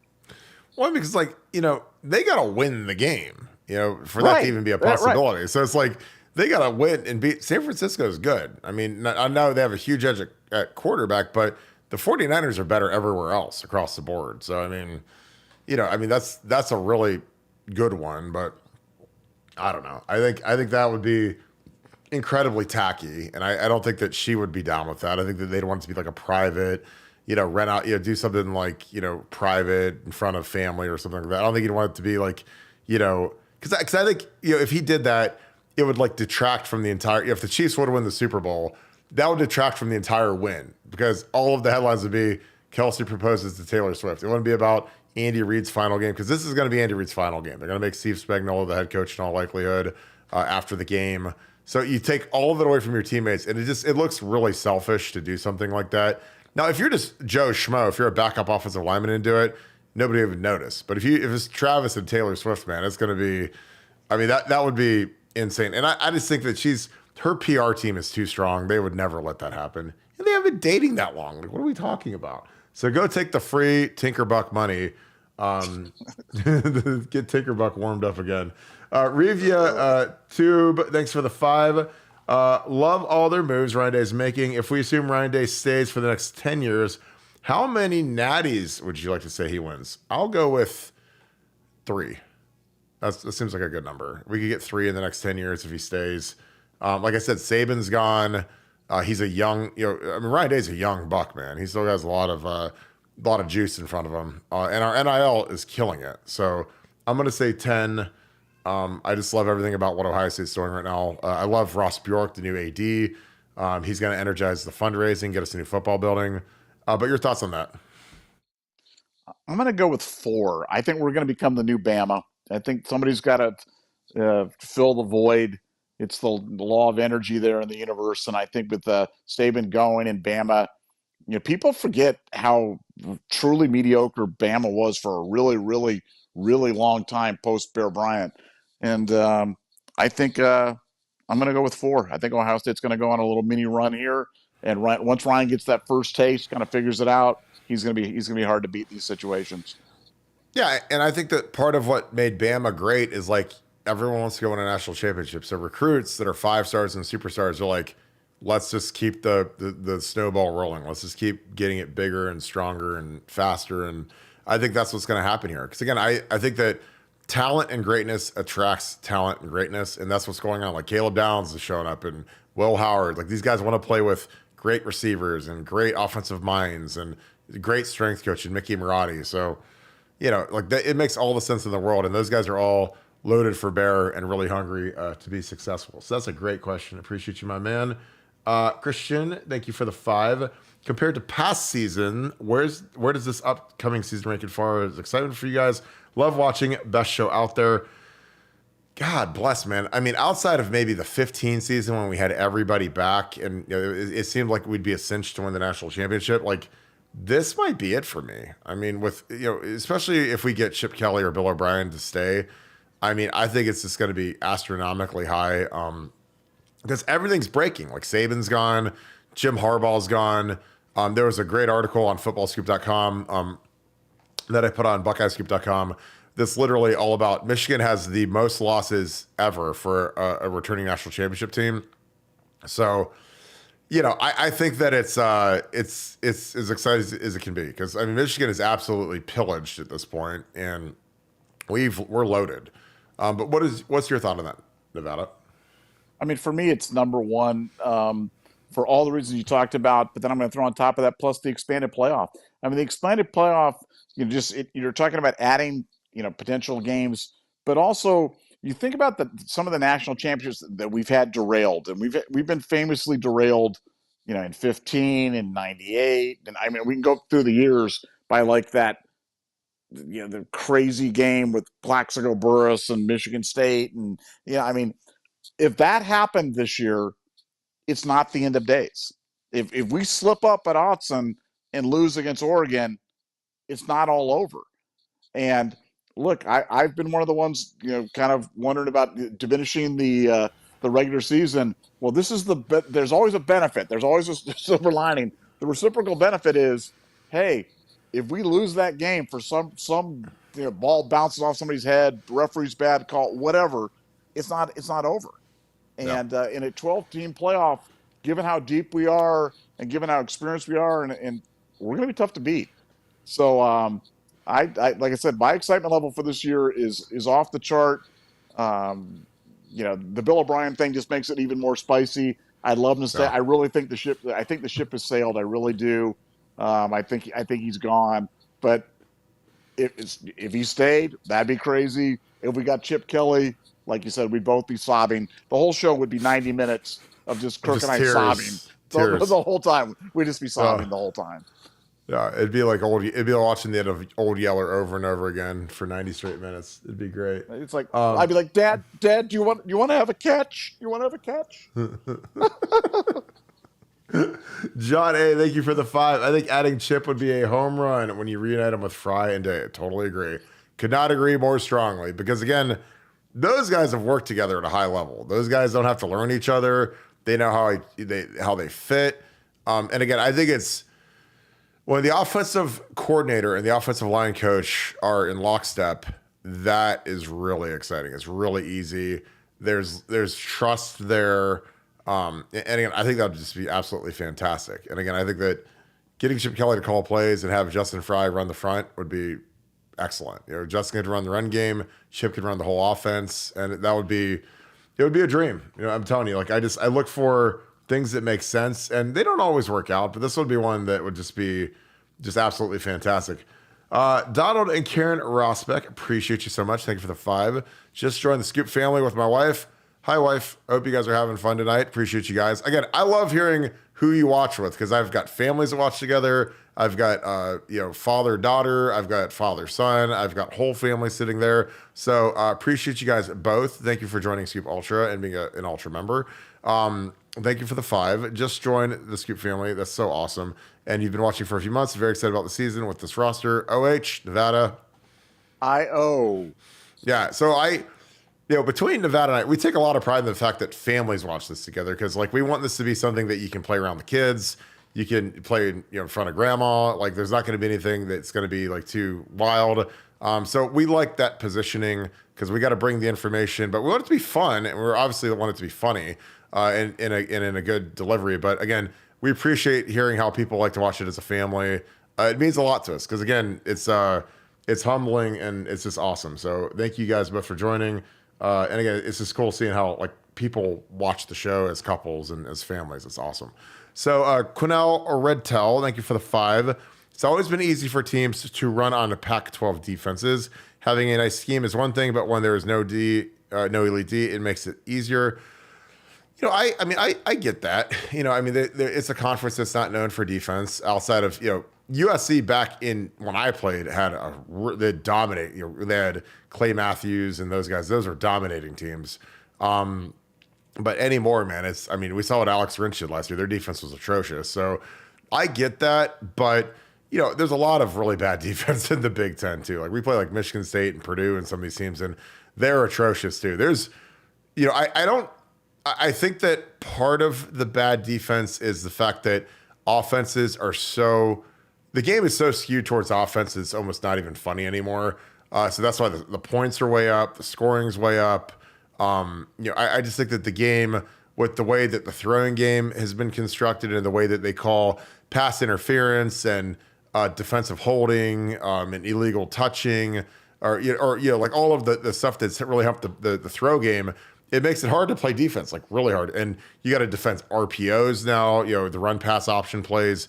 Those are tough. So, I just think defense is down as a whole.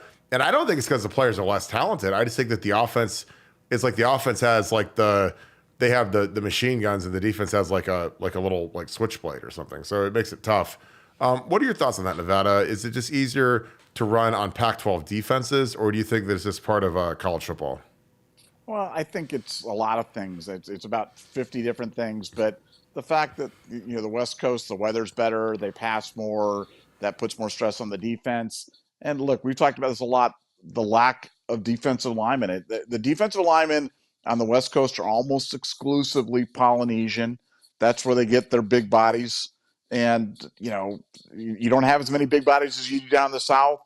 Schools like Ohio State can recruit nationally and get guys and be that, but even we struggle in terms of doing it. But on the West Coast, you just don't have a lot of that. And it's that's a thing.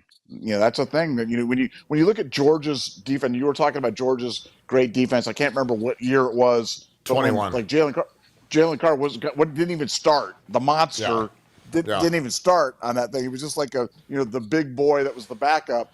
It's less you just realize that they build them differently down there in the South, and that's a geographic advantage that they have, and you just got to figure out a way to navigate around it. But I think that's been a thing as well. So lots of different reasons, but that's certainly one of them. Well, and here's, Another thing that has been huge in the last 10 years or so, there's no more two-a-days. So you practice once a day now, and they really limit contact. And that starts in middle school. It starts in high school. So a lot of you guys that are parents of middle schoolers, high schoolers, go watch practice and go see how often teams tackle to the ground. Then you get into college, and it's even less. So, I think that the fundamentals, across the offensive line and defensive football, specifically tackling, have withered away because literally you're not allowed to have as physical practices anymore. And again, I'm not the old head. I'm not, there's Kirk going in the time machine again, going back to the old days. But like my freshman year in 2003, we had, like, if we had 25 practices in camp, like 22 of them were doubles, like two-a-days. And I mean, they were physical, tough, like blocking, tackling, like physical camps. Now, these guys usually have a practice in the morning, and then at night they have. Now, I'm not saying that they don't work as hard, but they've got walkthroughs and all this stuff at night. But a walkthrough isn't the same as putting on shoulder pads and pants and tackling to the ground. And that's something that they just don't do anymore because everyone's scared of concussions, everyone's scared of injuries. So the fundamentals have just withered away across the offensive line, the D line, and just tackling in the perimeter. So we work on it as much as we can within the boundaries of what we can do. But I think that's been a big reason why offensives have just exploded because you can't hit like you used to. And a lot of it's just because of, studies on head trauma and that type of thing. So, again, it's, if you take away the physical nature of football, it'd be like if, in the NBA, they said you're not allowed to have shoot arounds anymore. No one's allowed to shoot during practice. All of a sudden, guys wouldn't be shooting 50% from the 3-point arc anymore. They'd be shooting 30%. People are like, well, why can't they shoot threes anymore? Because they're not allowed to shoot. So it's kind of the same deal. Chris Derry, thanks for the 10. Appreciate you, brother. Great analysis on the Bob situation, guys. If you were Chip and looked at our 2024 offensive roster, how do you think he would leverage it? Nevada, I'll let you take that. Well, I mean, Chip, he's going to be like a kid in a candy store in terms of, trying to go with all these offensive weapons that we have here for him. I mean, for Chip, you have to remember we talked about this earlier, but this is a really important point. Chip loves to run the quarterback. And if there's ever going to be a year where you're going to run the quarterback and you're going to leverage all the assets and really unlock the full potential of the OSU offense, it's going to be a year where Ryan's comfortable enough, not only with the guys calling the plays, which would be Chip, but with the fact that he's got capable backups that in heaven forbid that Will Howard goes down, that it's not the end of days. And I think that this is the year where we've got that. We've got 5 guys in the room, which is more guys than we've ever had in the quarterback room. We've had quarterback rooms before with Justin Fry, and then we lost Baldwin, we lost Tate, so it was like Justin Fry and then, Justin Fields. Yeah, Justin Fields and Chugginoff. Yeah. That was the room. So like you don't blame him when he's not running that. But I mean, for Chip, I think Chip would really fully activate the quarterback run game as part of his attack. I think he would. I think because of our depth, I think he would utilize tempo, to great effect. And I just think it would be so fun to watch. When you do that, and then you combine that with a devastating downfield passing game with all the weapons that we have on the outside, I think they'd put up historically good numbers. I think it would be one for the record books. I agree. I mean, he's never had an offense like this. I mean, even at Oregon in their heyday when they had like DeAnthony Thomas and like those guys weren't Trey Henderson now. I mean, those are gadget dudes and they're really fast, but they're like punt returners and guys you run reverses with. He didn't have like a first round running back like Trey. He's like a Saquon Barkley. He didn't have a second one, Quinshon Judkins, who's another first round running back. Like he didn't have Innis and Tate and Emeka and Jelani Thurman. And so, I mean, and then you got Will Howard too. I mean, he's got a lot of talent. Now, is Will Howard the best quarterback he's ever coached? Probably not, because he had Dennis Dixon, who was a Heisman favorite when he got hurt. But I mean, as a total unit, this will be the most talented offense in college that he's ever coached. And again, I think the most critical thing was getting a quarterback who's really athletic and loves to run, like Will Howard. So, you add that to those two good tailbacks, and oh my God, you better look out. Appreciate you. And that was a great question. So thank you for that. The Courage, thanks for the deuce. What is up with the vitriol other sites have for you guys? I don't really know. We don't really read any of the other sites. Nevada, do you want to take this one? Yeah, I mean, like we don't spend any time talking about other sites, and I wish them all well, and they can do whatever they do them, that we do us, and like I said, we just don't ever spend any time thinking about them. So, but thanks for the question. Yeah, I mean, like I said, we spend all of our time on our site and all of our time on our podcast. So if they say stuff, great, I guess. If not, great. But we don't talk about them. Like we don't even really know that they exist. So because again, we got too much work to do on Buckeye Scoop. Because like if you see the amount of time we spend on it, like we don't have time to do anything else. So, but I appreciate the question again, and we wish them all well. Jared Henniger, thank you for the 10. Do you think NIL will evolve into resemble a contract where the big check comes with a 1 or 2 year commitment, so the players aren't a free agent every year, and programs can manage resources? That's an interesting question. I think that a lot of the deals are set up, for a 4-year payout structure. If you give a kid in high school a chunk of change, it's this first year you get this, second year you get this. But again, I don't know everything for fact, but I know that they design it so that you get some as you go, so that you stick. Because you don't want to give a kid a boatload of money and then he's in the portal. Because like a nightmare scenario would be like if you gave some, say like some quarterback or something, a big chunk when he gets here in January, and then he doesn't like that he's fifth string after spring ball and he leaves, and then you're out the money. So I think that there's kind of like a talk, hey, we want you to stick. This is how much you get year 1, year 2, year 3. We can renegotiate it.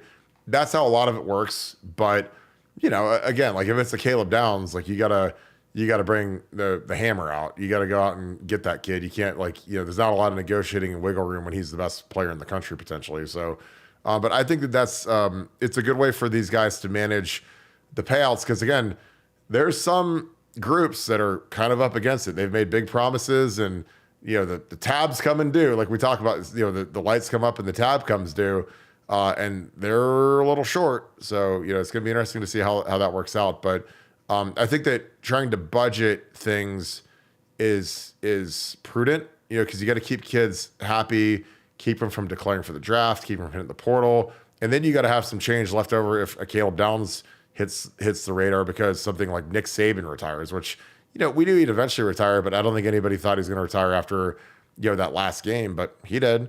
So you got to have some scratch for that too. Nevada, your thoughts on that? 1 or 2 year commitment, so guys aren't a free agent every year. Yeah, no, it's interesting because you had the Chase Bisonnis situation this year where he was in the portal, and then there was rumors that if he left, he'd have to pay money back, and so he went back. And I'm not sure that's how NIL was set up to work. I mean, it was supposed to be that little Timmy could advertise the cinnamon rolls from Ed's Bakery down the street or something like that, and it's turned into something completely different. So I'm not really sure. You just whenever you start getting to these things where it's contractual or multi-year deals with paybacks or things like that, now you're talking about a collective bargaining. You're talking about, are you an employee? Was this an incentive to attend? And so, boy, like I said, I just think these issues are so multifaceted, and anything that can bring stability to college football is a good thing as far as I'm concerned, because I think stability is something that we need. I think the pendulum has swung too far. I know, they were like, hey, the players got to get paid, and the Ed O'Bannon, let's get them, their rights fees for the video game and blah, blah, blah. But now I think the pendulum's kind of swung too far, and inevitably I think we got to find an equilibrium somewhere in the middle, because right now it's a little crazy, and I'm not sure if crazy is good. I think one thing that has to change is they have to change the portal schedules. Like you can't have these guys hitting the portal in like December and then again in April. And then, I think you have to shorten the window with the coaching thing too. Like that 30-day window is a long time. And I think kids make mistakes. I think that December is so miserable now for the coaches on staff because you have to go on the road recruiting. You have to stay. Somehow Ryan Day has to be out on the road recruiting, closing kids, doing home visits. He also has to meet with players that are considering jumping in the portal. He's got to manage his assistant coaches that potentially could be interviewing for jobs. You've got signing day. And then, you have to go bowl prep. So you got to go practice for a Cotton Bowl or a playoff or whatever. And now with like 3 rounds of the playoffs, it's going to just be complete murder. So they got to do something about that winter schedule, man, because it's so asinine how they designed it. And again, this is what happens when you have a bunch of eggheads in a room making rules instead of people that are football people. Because football people be like, look, would you ever, it'd be like if you're like an attorney and they say, well, you have to try all your cases in one day at the same time. Somehow you gotta have everybody on deck to go through. You've got 20 trials working and they're all going to take place this Monday. So you figure it out. Cause that's kind of what it's like. Or but Kirk, let me just give you the other side to that. Cause what they're going to say is, but if you're a lawyer, it's not like you can only leave in March or you can only leave the law firm in November.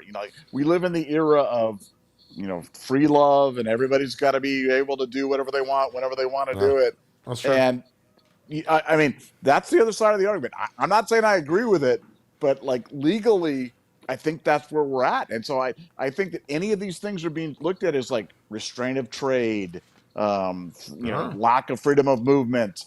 And that's why they're talking about, you should have unlimited portal. But they're going to say you should only be able to portal once. They're like, why? If you leave a job, you can leave your job 17 times if you want to.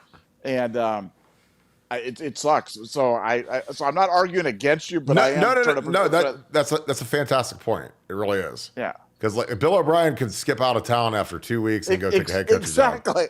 job. Exactly. I mean, these coaches can leave at any point. Like Stan Drayton left the day after signing day, right after Mike Weber signed his letter of intent, and he couldn't hit the portal. He was stuck unless he wanted to go sit out for a year. So I mean, again, that's a great point because if you're going to limit the players, and again, this will never happen. So I'm not trying to say I'm not advocating for this, but like the coach, that's the problem. Is now that the players have the same freedom as the coaches, it's real hard to go backwards because the coaches can leave on a dime. They can leave in the middle. Like Kalen DeBoer got done losing to Michigan, and he was on the first flight out of there to Bama as soon as Saban retired. And hey guys, appreciate you. I'll put a tweet out saying how much Washington means to me, but I got a big deal from Bama, so deuces. But no, you're right. I mean, that's the pushback is the players are finally tasting the freedom that the coaches have, and the coaches hate it because. Now they've got to manage these kids the same way that they had to manage their staffs before. Christopher J. Rich, thanks for the 20. Appreciate you, my man. We need linebackers today. Update on Hicks and Gabe Powers. You guys mentioned losing to Texas cost us the national championship in 2005. Would the Penn State game have played out differently? USC would have been a tough out as well. I think the linebackers are doing good. I know CJ Hicks is getting a little scratch, an NIL deal. To sweeten the pot. I know CJ is excited to have a role this year and play next to Cody Simon.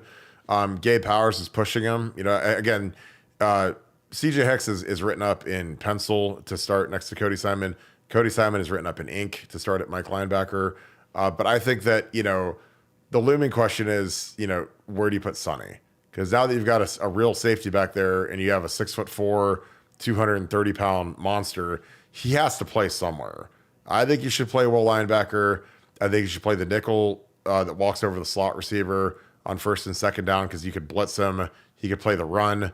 But when you only play 2 linebackers and you play a Jordan Hancock as a true nickel cover guy, it really limits your options. And that's a pretty crowded room now. It was more crowded last year, but the big question for me is Sonny. And Gabe Powers is a kid, really athletic, really quick, really tough, but this is a big year for Gabe. Again, Gabe's the guy that's been in the program for a few years now, same as CJ Hicks. And it's, that star ranking don't mean nothing anymore. It's time to go put up. And CJ did not look very hot in the Cotton Bowl. So he's got to turn up a little bit in the winter and in the spring and prove that he's really that 5-star guy. Nevada, your thoughts on CJ Hicks and Gabe Powers? And then I'll take the second part of the question after that. Well, I just want to say Cody Simon is going to have an All-American type of year this year. Cody beast. Simon, he's a beast, man. I'm telling you, that kid is so good, and he's finally 100% healthy, and he's getting number 1 reps running into a season right now. where he's third year in the system. It's got it down pat. Was a big, kind of a, we talked about how exciting it was to have guys come back, and it was like, oh, JT, yay, Jack Sawyer, hey, Ty Lake, this and that. And the Cody Simon one kind of flew under the radar a little bit. That was a big addition, man. That was a big addition because we only play 2 linebackers. So you can have the question, do you play Gabe Powers? Do you play Sonny Styles? Do you play CJ Hicks? Who's going to be the other guy next? But now you don't have any question about who the other guy is because Cody Simon, I'm just telling you right now, he's going to have an All-American kind of year there at linebacker. I could not be more excited about that guy, and I think he's going to go beast mode this year. Yeah, I totally agree. He's a 4.52 guy in the 40, really put together. And again, he's been waiting patiently. He's one of my favorite guys because he's stuck around. A lot of guys would hit the portal, but now is his time, and he gets to be basically the captain of the defense as the Mike linebacker. That's basically like the de facto captain. He's calling the defense, getting guys lined up, and I'm really excited for him because he's out of Tommy's shadow now, and he did great filling in for Steele and for Tommy. When those guys were banged up a little bit, but now he gets to run the show, and I'm excited about that. Second part of the question is, you guys mentioned it, losing to Texas cost us the national championship in 2005. Would the Penn State game have played out differently? USC would have been a tough out as well. Penn State was tough because I got hurt in it. And again, I'm not the whole team, but they had to turn the whole offensive line around and put Rob Sims at right tackle for a little bit. And then we put Booney out there, and Booney was a true freshman playing in the loudest stadium in the history of college football that night. But I hurt my knee. And again, I think it cost us the game, and it drives me crazy because I got my knee blown out on a field goal. And so I had to sit there on the bench like a douchebag in a sweatsuit and watch my team lose. And, Taba Hali, who is multiple-time Pro Bowler, first-round pick, was the guy that in 2004, I whooped him, and I handled him all over the field. And I was excited to go play him again because leading up to that game, there's a lot of hype around him, saying he's All-American, all this stuff. And I was like, that guy? I played 91 last year. He's the same dude. Like, he's not going to be that much better. And I was handling him in the game because I'd already played him. But then the next, then I get hurt, and he has a sack that ends the game. And, like, it's like I felt like Ned Stark getting his head chopped off in the middle of King's Landing because, when you're the reason that there's someone out there that's probably too young to be playing. And Alex, and again, Booney is a fantastic player, but he's really young. And when you're an 18-year-old true freshman, it's really hard to get out there and play against a guy like Tom Holly, but I handled him, and I handled him the year before, and it killed me that I couldn't play because I was hurt. Like, my knee was blown, and I was out for a month, and, I tore my MCL grade 3, and the knee wouldn't stay in the socket, so that sucked. But, I think it would have been different if I would have gotten hurt, but Texas, we just stunk it up. And SC was good that year, but, we gave Texas all they wanted, and Texas gave, they obviously beat SC, so, I know the guys I talked to when I played in the league, Roderick Wright was a guy at D tackle that was an All-American for Texas. Played with him in Miami. He said we were way more physical than USC. So I don't know what that means. It probably doesn't mean anything because we didn't score enough touchdowns. But that's what a guy that was in the trenches going against us said when he played against both of us. So that year sucked. That was our biggest year of regret because that 2005 defense was nasty. And our offense by the end of the year was good, but it wasn't where it needed to be in the middle of the season. But great question, Christopher. Again, I appreciate that. You guys bring fire questions, so we always appreciate that. CWII, thanks for the 5. Kathy Perotti noted that you left Orlando Pace out on your all-time line. Thank you, Kirk, Nevada, and Tora. Great family here. Well, I thought it was guys that I played with and guys that I coached. Obviously, if you want me to do an all-time offensive line for Ohio State, my 2 tackles are Orlando Pace and Corey Stringer. My interior guys, I'd put John Hicks on the inside. I'd put Jim Parker on the inside. I mean, those are Hall of Fame guys. And then the center is a coin flip between LaCharles Bentley and Nick Mangold. So, but like the question was guys I'd played with or coached. But my all-time line is basically written in ink. Like, nobody can touch Orlando and Corey Stringer as our tackles. Hicksy was second in the Heisman. Jim Parker's in every Hall of Fame known to man. He's in the pro football, the college football. And then the center is where, do you want the brute strength of LaCharles? Do you want Nick? Both great players. Nick had a better pro career because LaCharles blew his knee out. But LaCharles was a monster. If LaCharles doesn't blow his knee out, he's in Canton. So I'd probably go with LaCharles. But we appreciate you guys so much. I'm glad somebody else picked up on the Orlando Pace slander, though, because, like, I'm sitting there listeing to that, and I'm just like, I can't believe that Barton's doing this again. Like I thought we'd put that to Did I bed. did I coach Orlando Pace? Did I play with Orlando Pace? He's like, Orlando graduated or he left in '96. I didn't get there until '03. So it's not even close. Like he was in the league on his third contract by the time that I even got to Ohio State. So, but like man. the all time line is nothing but Hall of Famers, and it's hard to go against the guys that I named just because I am an Ohio State historian and I love studying the old guys, and those guys were monsters. Mike Gillickson, thank you for the 5. Appreciate you, my man. Would Chip or Bob rotate the QBs more in a blowout? That is a great question. I think this has been a problem. See the Mizzou game. God, I would say probably Chip, but I would be kind of guessing at that. Bill O'Brien's an NFL guy. The NFL guys, Tom Brady's playing one at 70-0 at the end, handing the ball off generally. Or maybe not that big of a lead, but in the NFL, like guys played on the end. There's no empty in the benches because there's just not a lot of guys on the benches. But I don't know. That's a great question. I think that's one of my biggest pet peeves with Ryan is that we don't. It's not just a quarterback. We don't pull the starters at all. Because we're obsessed with padding stats, which I think is stupid. Because I think that those young guys need to get out there and play a little bit in front of the Horseshoe or at Penn State. If we're blowing a team out, like put those guys out there and let them get beat up a little bit. Let them see what they can do when all the eyeballs are on them and the quarterback's live. Because when you're a young offensive lineman, in practice, if you give him a sack, the quarterback's not allowed to get hit. He's in a black jersey.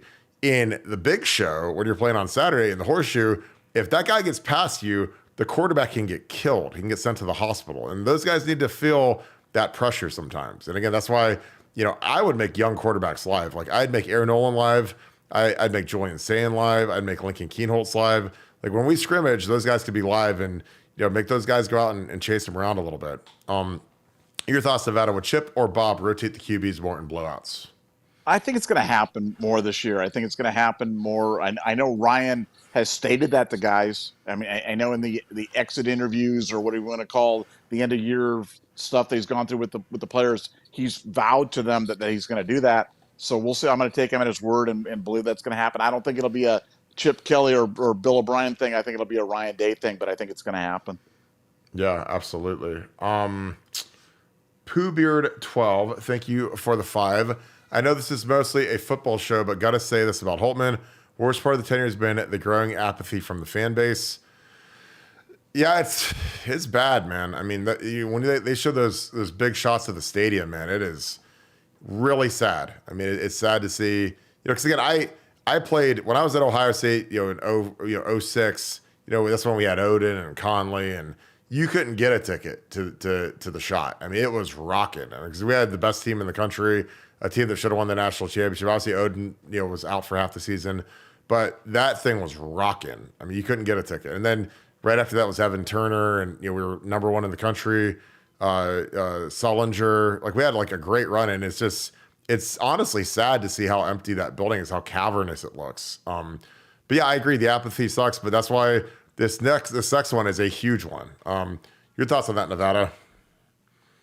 Look, I'm not going to dive down, too far down the rabbit hole in this, but for the people that know me, know I have a background in minor league baseball. And in minor league baseball, one of the things you can't control every year is how good your team's going to be. You can't control if you're going to lose 100 games or win 100 games or be good or be bad. Or players are up and down. But what you can't control is how much fun people have at the thing. And one of our prized possessions was a team called the Dayton Dragons in Dayton, Ohio. And people that know the Dayton, Ohio know the Dragons are in the midst of a 20-year sellout streak right now. I believe it's 20 years. It might be 19. It might be 21. But they've sold out every game since that stadium was built. And that wasn't because I don't think the Dragons have ever maybe they made the playoffs one time. They never made the playoffs when we were involved. Not one time did we make the playoffs. But it wasn't about that. And so what I'd say to OSU and OSU basketball is if there's apathy because we don't have the best team, shame on OSU and shame on OSU marketing because it shouldn't only be about that. They should make it a great time, make it a great evening out, a great time for the students, a great time for people to come and enjoy the energy. And if the team's great, that'll just make it take it to the next stratosphere. But I blame OSU for that in terms of doing it because it shouldn't take having Odin and Connolly and Cook and, Tris Gent and Jimmy Jackson to fill that building. That's OSU's job, and I think that's on them. And that's my rant for the evening. So you're saying that the Dayton Dragons are successful and that you drew that stadium on a cocktail napkin? Is what you're saying? That did happen. I know. Oh my God. Donald and Karen Rosbeck, our couple that watches this together. This is awesome. Husband and wife duo. Thank you for being a Scoop Ultra couple. That's awesome. I heard the punishments for the cheaters up north are coming down at the end of March or the first part of April. Any truth to that, Nevada? OH. Yeah, I think it's going to be April. I think it'll be the second notice of allegations, and it's going to be bad. I mean, everybody that I've talked to thinks it's going to be bad. Everybody close to the situation thinks it's going to be bad. And don't believe me. Why do you think that all the rats have left the sinking ship? Because they know it's going to be bad. So yeah. But that'll be a glorious show when we have the unveiling of the things. It'll be like a gender reveal for this. We're going to find out how far Michigan's going to be neutered, and we'll all read the letter of allegations together that evening. So that'll be a fun show. Absolutely. Speedman 606. See you Friday at Yogi's, bro. I assume that means for Zach's show. I have to get some work done during the day, but I'd love to go support Zach. As always, Zach and Chris do a great job. They had that thing rocking last time. So it'll be, if you guys are going to Zach's show, get there at 8 a.m. And because I walked in to support my boy and it was insane. So you guys showed out and that was awesome because it was a really successful day for Zach. So I got to get some stuff done. If I can go, I'm going to go and support my boy. Sean, thank you for the 10. Did not have the Vrabel around Wisconsin reports on my bingo card. The fact that these reports even exist is further proof that NFL execs are morons. How isn't he a head coach? It's insane. I agree. But the music has kind of stopped. And all of a sudden, man, it's like a guy who was a coach of the year 3 years ago is out of work. And again, when these guys are out of work, they got to kind of look around and say, do I want to take a year off or do I want to stay in the game? So I wouldn't be surprised if Mike Vrabel ends up being an analyst for Wisconsin, helping Luke out. I'm sure that's not. I assumed he'd at least be a defensive coordinator, but it's really weird. Again, I would have bet a pretty decent sum that he'd be the head coach of the Patriots if Belichick left, just because of his relationship with Robert Kraft and his prestige. But they went with Gerard Mayo, which I think is insane. How you take Mayo over Vrabes, but that's just me. I think Vrabes does a great job. He's developed. But he, again, the hard part about the NFL is timing is kind of everything. So when Tannehill gets hurt and stinks, and then you're stuck playing Will Levis, and the O-line is bad, and you have a rookie quarterback, it really handicaps you. If he had, again, at the end of the day in the NFL, you have to have a quarterback. You just have to. It's not, you can't win without a quarterback in football, especially in the NFL. And Will Levis has a chance to be decent or good. But as a rookie, it's just really hard to be great, in the league, and Mike was up against it. And, I still thought they were competitive. I don't know if they beat Jacksonville. I think they beat Jacksonville to keep out of the playoffs. So in a worthless week 18 game, he got his guys gassed up enough to go beat a team that was literally playing to clinch a shot in the playoffs.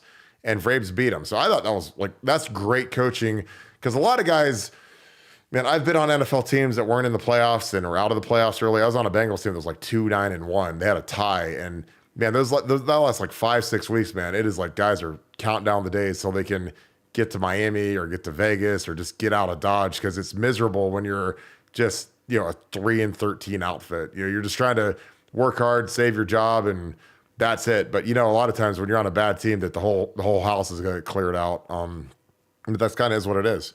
Nevada, your thoughts on Vrabes potentially joining Luke Fickell in Wisconsin? Yeah, those guys are close. Makes sense. Not sure what the capacity would be, but those, when you're out of coaching, you either become an analyst or you become a broadcaster. Yeah. Because they don't want to be at home, so they want to be out doing something. and a guy like Vrabel's oh man, my worst nightmare is that I'm going to be at home for an entire year. So he's woo, okay, I better go find a job. So hey, Luke, can you help the brother out, man? I'll do whatever you want me to do. Okay, man, come up here to be an analyst. Okay, I got you. I'm on the next plane. That's kind of how it goes. So, God bless him. Great coach, great guy, legendary Buckeye, legendary NFL player. So he'll Yeah. he'll he'll be okay.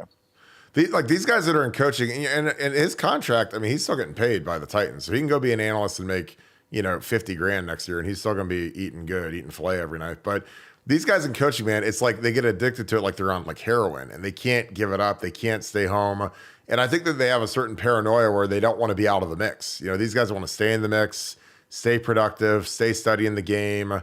They want their little key card and their little, little coaching vest. And then in a year, he'll be, at the Senior Bowl and at the Combine and at the coaching convention looking for a job. And again, I am shocked that none of these NFL owners hired Mike Vrabel. Like, that is almost asinine to me. It's insane. But, a lot of these owners are complete idiots. And some of the jobs, again, if he got offered that Carolina Panthers job, like, that owner is completely insane. So, again, I'm not saying he wouldn't have taken it, but sometimes you got to line up stylistically with your owner, and you got to know what you're getting into. Because, Vrabel's got one more chance left as a head coach before he's going to be a coordinator for life. You can't, you got to pick your spots. And I'm shocked he didn't get the New England job. I'll never understand that. Super Nerd, thank you for the 5. Appreciate you. Cool to hear Nevada talk about the Dayton Dragons. They did a watch party for the Notre Dame game, and Troy Smith was there. More places should do that. If you guys are anywhere near Dayton and you've never been to a Dayton Dragons game, it is an absolute blast. And our boy, Nevadabuck, was one of the founders of the Dayton Dragons and a guy that designed the stadium. And again, when he talks about filling up a stadium, regardless of the talent, it's kind of like a guy that worked for Nevada was the guy that owns the Savannah Bananas. And, they have, guys that make $20 a week playing baseball. They sell out everywhere they go. And it's the hottest ticket in the world. They're coming to the Columbus Clippers Stadium. And, I know people that had corporate tickets and they got snatched up in like a millisecond because they're entertaining. Like, at the end of the day, a lot of people go to get a night out, have some fun, drink some beer, eat some popcorn, have a hot dog, and just kick it. Like, they don't really care who's playing. They don't know who's playing. And in minor sports, you never know who's on the field because guys can get called up. They can get sent down. A guy could be on a rehab assignment for 2 days or whatever. So you can't bank on it being some loaded team every year, like in the major leagues. So you got to manufacture some entertainment. Nevada, I'm going to let you speak to this because you're the guy that's actually built teams before and ran teams before. But talk a little bit about with the Dragons and what they did. Yeah, no, just like I said, just focus on the entertainment and just happen to have one of the greatest staffs that was ever assembled. Guys that are like legendary in the business, but legendary, obsessive about customer service from the time that you're parking the car till, I'd come out to the games and when we were visiting and they had the entire staff, the president, all the way down. They're at the gates on the way out, thanking people for coming to the game, shaking hands with everybody that came. And I was just like, wow, that's like next level. And nobody had to tell them to do it. So when you have anybody out there that has a business, when you have great employees and they do stuff like that, then you just you just stay out of the way and watch them do their magic, and you learn from them. So I learned as much from them as certainly as they did from me. That's for sure. I totally agree. Well, it's been a long one. It's been a great one, though. You guys made it a great one. Nevada, let's wrap this thing up. Today was a legendary day. Ohio State hit 100% on letters of intent that they sent out and signed on a national signing day. I don't think it's ever happened in the history of Ohio State football. We got everybody that we wanted today, and it was amazing. And we didn't even spend 1 minute talking about it on the show. That's how spoiled we are as Ohio congrats, State Dominic Kirks. Congrats, Dominic Kirks, the one guy we signed. Yes, God bless. So everybody have a great evening. We'll see you tomorrow night. Yeah, absolutely.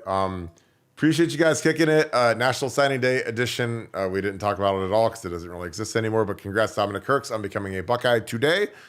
Big day for that. Appreciate you guys as always. This was an awesome show. Thank you for all of the support of Pay It Forward through the Super Chats and through Scoop Ultra. Again, we're getting a lot of people signed up. We're breaking records in terms of membership. It's awesome. So thank you guys for taking care of our troops. Again, Navy, Army. If you guys sign up and you guys are military, we have badges for you that we apply so everybody knows where you served. So again, we appreciate you guys. With that being said, as always, if you guys can leave us a like on the way out the door, those are huge for building the channel. click subscribe, send it to your friends, your colleagues, post it on your Facebook page, your Twitter, Instagram, whatever floats your boat. It's all helpful, and it's all helping this thing surge to really high heights. And again, if you guys like these live shows, make sure you click the little alert bell, because those are huge. Again, we love seeing all you guys in here, and nothing makes me feel worse than when someone says, oh, I missed the show. So we're trying to stay real consistent with our time in the off season, so we can kick it with you guys every night. That being said, as always, thank you guys for kicking it. If you guys are on BuckeyeScoop.com, we're about to jump on there. I got a big text message, and I gotta get on the phone. I'll read it real quick. It literally was, get ready for some big news coming out. And that is from a very good source. So I don't know what that means, but I'm going to get on BuckeyeScoop.com, and as soon as I figure it out, I'm going to try to post it. Now I got to get a hold of this guy and see if I can get it. So it'll be very interesting. So I appreciate you guys so much. Thank you so much, Buckeye Nation, and thank you, Scoop family. I hope you guys have a great rest of your night. I'll see you guys tomorrow. Have a great night. Go Bucks.